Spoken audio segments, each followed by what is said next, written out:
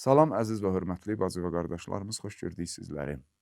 Epstein Alyansı formasında və Trump qırmızı donuzu surətində özünü təcəssüm etdirən Böyük Şeytan cəbhəsinin azadlıq cəbhəsinə qarşı, insanlıq cəbhəsinə qarşı və mərkəzində İran İslam Respublikasına qarşı olan təcavüzü və bu təcavüzdən doğan döyüşlərin, müharibənin 3-cü ayındayıq əslində. Düzdür, 3 həftə, artıq 4-cü həftəyə keçib ki, müvəqqəti sükutdur, amma müvəqqəti sükutdur. Və biz də son proqramlarda bu məsələnin üstündə çox təkid edirik ki, 51% ehtimalımız müharibənin başlaması və bu ehtimal getdikcə güclənir. Əlbəttə, qarşı tərəf bir çox sektorlarda həddən çox sıxıldığına görə, məsələn, New York Times qəzeti bir hesabatında yazır ki, İrana hücum əslində Amerika və Amerikanın imperiyasının süqutunun dönüş nöqtəsidir, bir dönüm nöqtəsidir ki, bu qəzet vurğulayır ki, Amerika Birləşmiş Ştatlar və Siyonist rejimin İran İslam Respublikasına qarşı birgə təcavüzü Amerikanın çöküşünü sürətləndirdi və dönüm nöqtəsinə çevrildi. Və bu hesabatlarda gətirilir ki, yanacaq qiymətləri durmadan intensiv şəkildə Amerikanın öz cəmiyyətində daxilində artır və bu artım səbəbindən də Amerika cəmiyyətində artıq ictimai nəqliyyatdan istifadə, yəni artıb, şəxsi nəqliyyatdan istifadə azalıb. Washington Times qəzeti bu barədə bir məsələyə toxunur ki, bir çox Amerikalı xərcləri azaltmaqdan ötürü qatarlara müraciət etməyə başlayıblar və bu axın çoxalır. İctimai nəqliyyat və qatarlardan istifadə artımı halları çoxalıb. Və yanacağın qiymətlərinin artması ev təsərrüfatlarının da büdcəsinə və kənd təsərrüfatlarının da büdcəsinə ciddi təzyiq göstərir və insanlar səyahət və iş yerlərinə gediş-gəliş qaydalarını yenidən nəzərdən keçirməyə məcbur olublar. Bu təsirlər və indiyə qədər proqramlarımızdakı Hörmüz boğazının İran İslam Respublikasının əlində olan çox möhtəşəm və həyati əhəmiyyətli rıçaq olduğundan danışanda da qeyd edirdi ki, təkcə burada neft, qaz enerjisi deyil, nadir tapılan helium kimi maddələrin ötürülməsi ki, bunda Amerika məxsusu maraqlıdır və bundan əlavə gübrələr, Amerika təsərrüfatının gübrəsinin 70%-ni təşkil edir və s. Və demişdik ki, Amerika ilə müttəfiqləri arasında, Amerika ilə 3 NATO arasındakı parçalanma və bölünməni sürətləndirir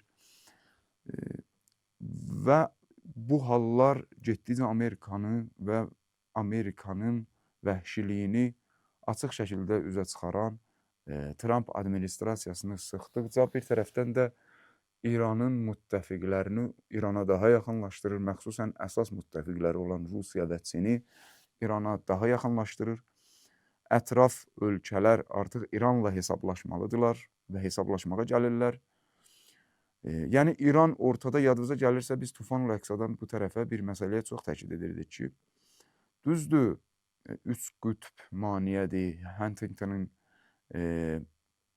öz əsərlərində gətirdiyi üzrə və yaxud da qərbli mütəxəssislərin, o cümlədən Mershoimerin və Kissingerin təkid etdiyi üzrə 3 qütb, məxsusən Çini önə çəkirlər iqtisadi plan baxımından. Biz həmişə bir şeyə təkid edirdik ki, döyüşlərin sonu ideoloji məsələyə bağlanıb. Çünki bütün siyasi və iqtisadi sektorlardakı hesablamalar hər ideologiyanın özünə uyğun aparılır. İran İslam prinsiplərinə əsasən qurulan hakimiyyətdir deyə, respublikadır. Buna görə də İranda iqtisadi, siyasi qanunlar, strateji gedişatlar, jeopolitik planlar hamısı bu prinsiplər əsasında qurulur. Yəni, çərçivə budur. Çində bir cür kommunist Konfüsiyus, nə bilim Rusiyada bir cür Amerika böyük şeytan ideologiyasının üzərində qurulub. Framasonerizmin mərkəzi İngiltərə, onlardan törəyən, onlar və framasonerlərin qarışığından törəmiş Amerika ki, Sion və evangelizmin mərkəzi, böyük şeytan və bunların burada quduz iti və canlıları, Şuşədəki canlıları İsrail qondarma rejimi ki, Siyonizmin Cuhud, Yevrey və digər qolları burada öz sözünü deyir. Bütün bunlar sadaladığımız bu çarəsizlik faktorları biz demişdik ki, Amerikanın Trump administrasiyası təcəssümündə daha çox sıxıntıya sövq eləyəcək ki, Sion lobbisi ilə birlikdə bu sıxıntı baş verir və son Konqresin 60 günlük qanun ki var Konqresdə, Amerikada 60 gündən o tərəfə müharibəni davam etdirmək səlahiyyəti yoxdur. Trumpın burada da əl-ayaq çalmaları və müxtəlif formalarda Konqresə yönəltdiyi məktublar və müxtəlif formalarda bu qanunun fırladıb altından çıxmaq istəməsi, bütün bunlar çarəsizliyi göstərən faktorlardır ki, buna əsasən biz deyirdik ki, 51% Trump administrasiyası Sion və evangelist lobbisinin təzyiqi ilə mütləq 51% ehtimal verilir ki, bir intihara əl atsın. Və bunun qığılcımları görünür. Bildiyiniz kimi bugün Trump dünən axşam elan elədi. Skort elətdirəcək, gəmiləri filan keçirdəcək Hörmüz boğazından. Əlbəttə, bu da qursağında qaldı, illüziyası qursağında qaldı. Amerika gəmisi bir, bəzi yerlərdə 2 deyirlər, amma 1, yəni 100% olan məsələ 1 Amerika hərbi gəmisi skort eləmək istəyirdi bir neçə gəmini ki, Amerikaya və Siyonizmə və onların həmkarlarına bağlı gəmilərdən keçirsinlər Hörmüz boğazından. Amma burada əsas məsələ nədir? Buna toxunmaq lazımdır. Ki, əsas məsələyə keçmədən öncə bunu da qeyd edim ki, biz Birləşmiş Ərəb Əmirlikləri üzərindəki həssasiyyətimiz elə belə deyil ki, 5 qovuşaq rolunu oynamasından danışmışdıq. Bir neçə şirkətləri ağır zərbə almışdı, amma İran bu dəfə Birləşmiş Ərəb Əmirlikləriniz bir növ texnoloji və bir sıra infrastruktura baxımından xəritədən silməyə hesablanmış addımlar atmaq üzrədir. Və buna görə də Birləşmiş Ərəb Əmirlikləri biz həmişə Azərbaycan hakimiyyətinin və Ərdoğan hakimiyyətinin siyasətlərindən danışanda bir fakta toxunurduq ki, müstəqil siyasəti olmayan, amma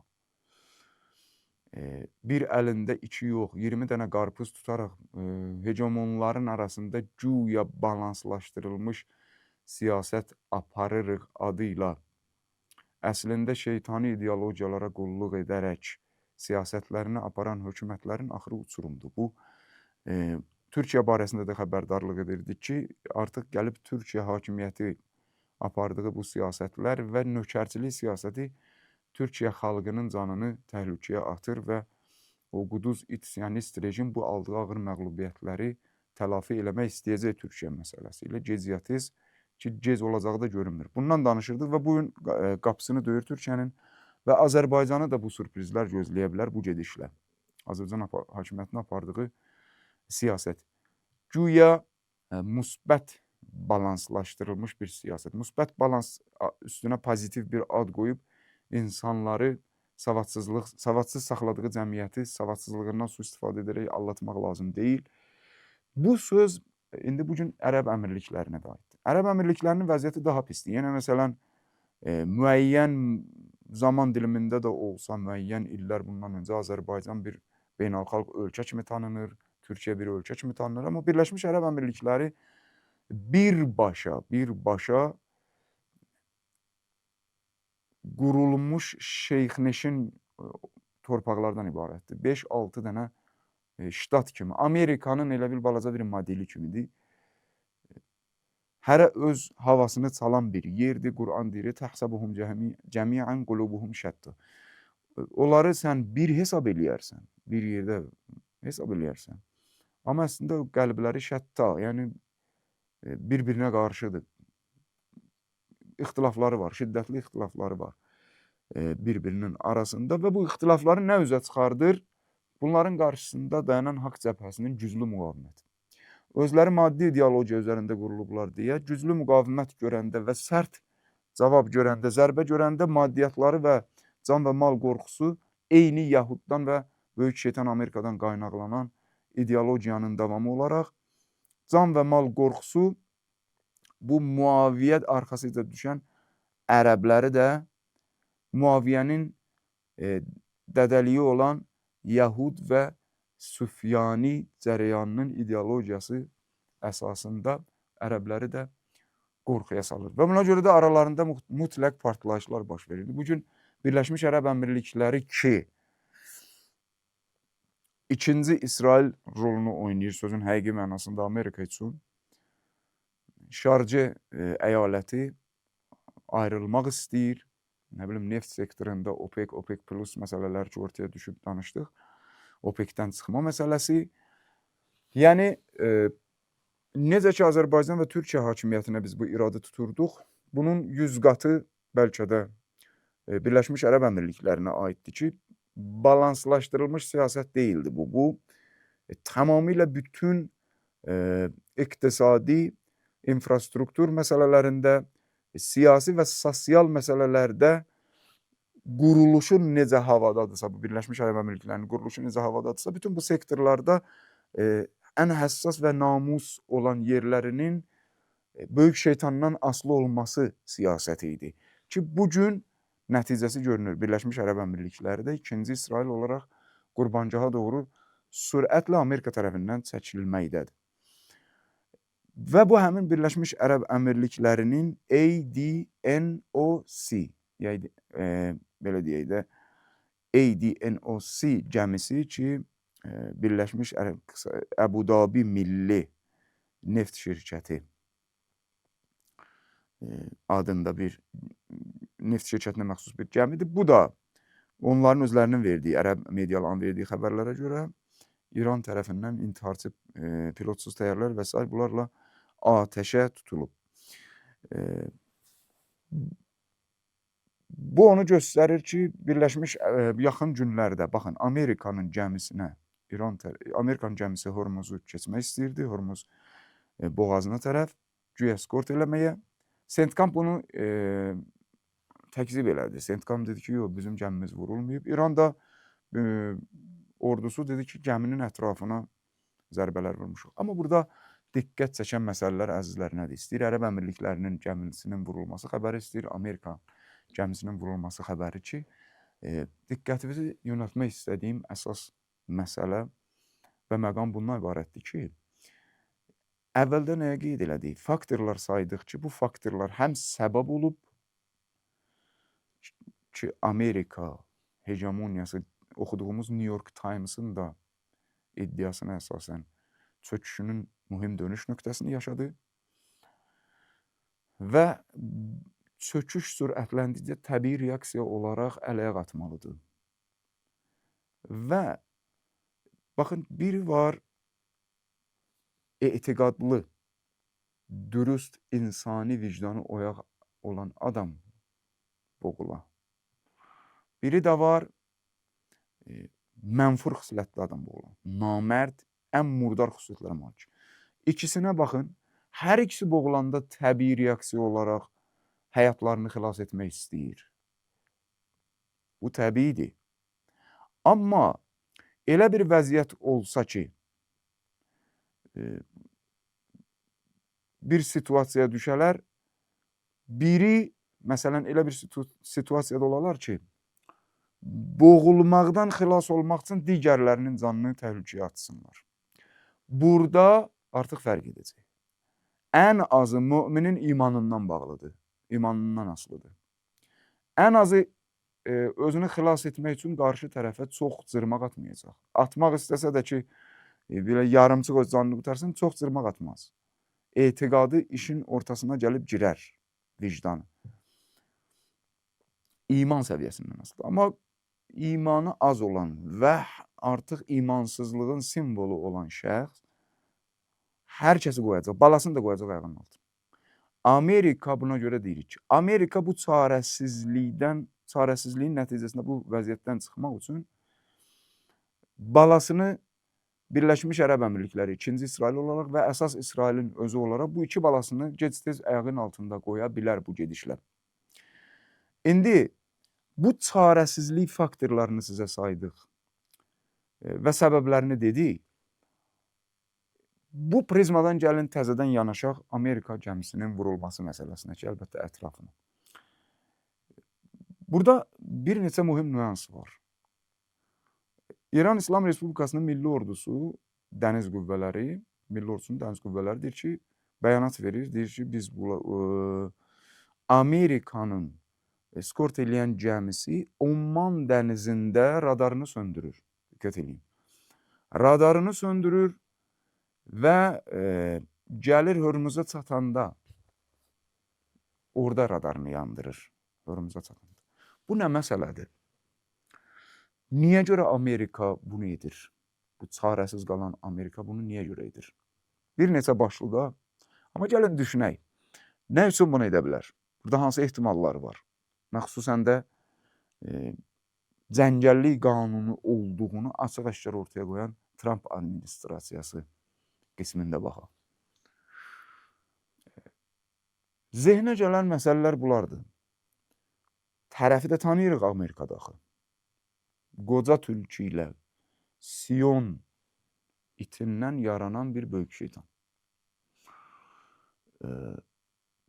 Əgər bu böyük şeytandırsa və bu qədər çarəsiz qalıbsa və nəzərə alaq, dəniz blokadası sözdə blokadaya çevrilib və məcbur oldu İrandan saxladığı Tuska gəmisinin bütün ekipajını tamamilə bu gün qaytardı Pakistan vasitəsilə. 8 nəfər qaytarmış səhvlərimizə, 22 qalmışdı, onlar da qaytardı. Ondan sonra İran neçə dənə gəmi saxladı. Amerikaya, siyonist rejimə bağlı vuruldu, saxlanıldı. İran o gəmiləri apardı öz limanlarına filan. İndi bütün bu blokadanın da puç olduğu görünür. Bəli, Trump administrasiyası deyir ki, uzadaq blokadanı. Onların ən böyük ümidi İran daxili ixtişaşları idi ki, böyük ölçüdə fitnələr törədən qruplar böyük ölçüdə təmizlənib. Bundan əlavə hər şeydən ən mühüm. 65 gündə İran xalqı çöllərdədir. Müharibə də biz demişdik də, 1 ay, 3 ay arası ehtimalları var idi. Bundan danışırdıq, o 2 həftə, uzağı 3 həftə, müharibənin 3-cü ayına keçəndə həssas məsələlər. Bu həssas məsələlər bax, qarşıdakı 1 ay dilimində özünü göstərəcək. Bu situasiyanı da nəzərə alaq. Blokadanı uzatmaq istəsə belə özünə və müttəfiqlərinə sadaladığımız o Hörmüzdən keçən maddələr, neft, qaz filan bunları nəzərə alanda başda İngiltərə, İngilis qoca tülküsünə ağır zərbə vurur və qarşıdakı 1 ayı hesablayırlar ki, tamam bankrot olma məsələsi ortaya çıxır. Niyə blokadanı uzatmaq istəyirdi? Bu blokada ki, bunun özünə zərbə vurur. Və blokadanı uzatmaq istəyirdi ki, İran içərisində narazıçılıq artsın və öz 5-ci kolonunu işə salsın. Xalq 3-cü ayda ortalardadır, xiyabanlarda və getdikcə çoxalır. Amerika bundan da namid olur. Aha. Blokada rüsvayçılığı, prestij, olmayan prestij düşür. İçəridə vəziyyət xarab Amerikada. Dünyada müttəfiqləri ilə arasında vəziyyət xarab. Amerika nə addım atmalıdır? Aha. Dediyimiz o 51% intihar. Amma intihardan öncə bir test eləməli idi. Və kimlərisə də qurbancaha gətirməlidir. Yadınıza gəlir, Azərbaycan hakimiyyətinə biz dəfələrlə çıxışlarımızda, bir neçə ay öncəki çıxışlarımızda biz xəbərdarlıq verirdi. Deyirdik, qardaş, bu namərddir. Sən də bütün hər şeyi satmısan bu namərdə. Hər şeyi vermişsən bu namərdə. İmperializmə. Hələ bu hadisələr baş verməmişdir. Bu, səni bir material kimi istəyir ki, qarşısında güc olaraq gördüyü və dişi batmadığı cəbhənin qarşısında istifadə eləsin. Yəni, İran və müqavimət. Azərbaycan hakimiyyətinin Birləşmiş Ərəb Əmirlikləri ilə, ikinci İsrail olan Birləşmiş Ərəb Əmirlikləri ilə əlaqəsinin son zamanlarda güclənməsi təcrübəli gəlməsin ki, bizlərə. Biz bundan danışırdıq. Pəs Amerika özünü xilas eləmək üçün, son intihara vurmaq üçün əvvəl test eləməlidir. Testdə bir qurbancaha kimlərsə çəkməlidir ki, Birləşmiş Ərəb Əmirlikləri çəkilir. Və 2 dediyimiz, niyə görə bu vəziyyətdə olan Amerika, blokadasında biabırçılıq çıxan Amerika, Çin də bu tərəfdən böyük ultimatum göndərir Amerikaya. Bu biabırçı vəziyyətdə olan Amerika özünü xilas eləmək üçün qurban verməkdən əlavə test eləməli idi. Fikir verin, İran Milli Ordusunun dəniz qüvvələri bəyanatında deyir ki, Omman dənizində radarlarını söndürüb Hörmüzə çatanda yandırır. Yaxşı, ya axıra qədər niyə yandırmadı? 1. 2. Niyə Omman dənizində söndürüb orada yandırır? Belə özünü göstərmək istəyirdi. Radarla gəlib keçir ki, mən keçirəm, skort eləyirəm, heç nə edə bilmərsiniz. Centcom deyirdi axı, dünən Trump deyirdi ki, heç nə edə bilməzlər. Bəs nə oldu? Niyə Ommanda söndürdünüz? Gizlin gəlib keçmək istəyirsiniz. Bu bir neçə başlı səbəbdir. Podkastda bəzilərinə toxunduq. Mən istəmirəm hamısına toxunam. Ki, İran radarlarını test eləmək məsələsindən tutun, İranın silahlı qüvvələrinin, məxsusən də Fars körfəzindəki iradəsini yoxlamaq və İran meydan, diplomatiya və xiyabanlarda olan xalq arasındakı əlaqənin nə dərəcədə görək süstləşdiyini yoxlamaq, reaksiyasını yoxlamaq.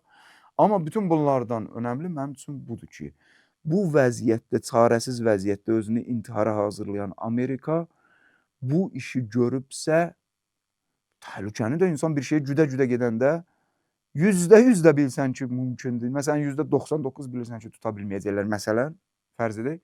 Onda belə bu 0% ehtimalı belə insanı ehtiyatlı olmağa çağırır. Məxsusən rəqib güclü olanda. Texnologiyası olanda, falan qorxmaz olanda. Bu halda Amerika bu riski edir.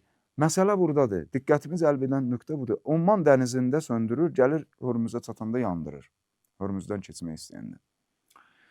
Sanki Amerika burada bəzi şeyləri test eləmək istəyir. Burada bəzi şeyləri test eləmək istəyir ki, görək İranın əvvələn bir radar texnologiyası hansı həddədir?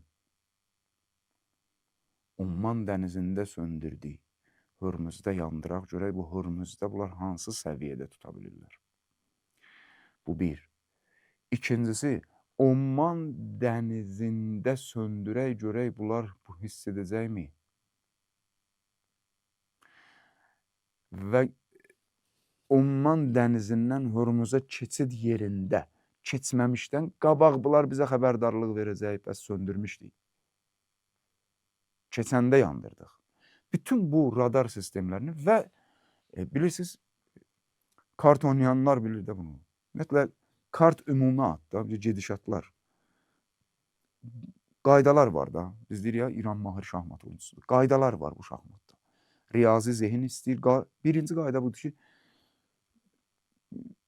qarşı tərəfin neçə gediş sonrasını oxuyasan ki, heç 2, bəlkə də bundan daha mühüm, qarşı tərəfə öz oyununu elə qəbul etdirərsən ki, elə inandırasan ki, qarşı tərəf hesablamalarında yanlışa düşə və sənin onun növbəti gedişdəki hesablamalarını sənin istədiyin kimi hesablamasını saxlayasan, onu təmin edəsən. Bunlar radar sistemindən əlavə bu kart açma oyunudur da. Amerika bilir ki, son kartımı açacam, intihara gedəcəm bu dönəmdə. Süqutum rəsmiləşir.